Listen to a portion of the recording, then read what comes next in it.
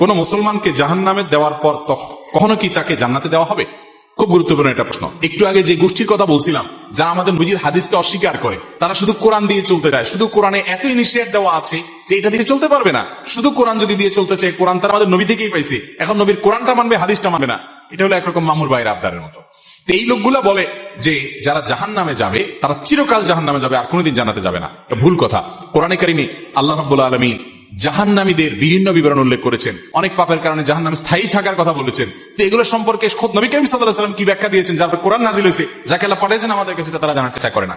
বুখারী সহ বিভিন্ন হাদিসের কিতাবে বর্ণিত হয়েছে সন্দেহাতীত ভাবে যে নবী করিম সাল্লাল্লাহু আলাইহি ওয়াসাল্লাম জাহান্নাম থেকে সর্বশেষ উদ্ধার ব্যক্তি কিভাবে উদ্ধার করা হবে সে বিবরণ দিয়েছেন, যে তাকে জাহান্নাম থেকে উঠানো হবে, জান্নাতের কাছে আনা হবে, সে চাইবে আমাকে কাছে নিলেই হবে, ভিতরে নেওয়া লাগবে না, এরপরে সে ভিতরে যেতে চায়। বিস্তারিত বিবরণ আছে। এখান থেকে বোঝা যায় যার অন্তরে ঈমান আছে সে যত অপরাধী করুক শাস্তি হবে হয়তোবা, কিন্তু একটা সময় অপরাধের শাস্তি মেয়াদ শেষ হলে আল্লাহ তাআলা তাকে জান্নাতে আনবেন ইনশাআল্লাহ।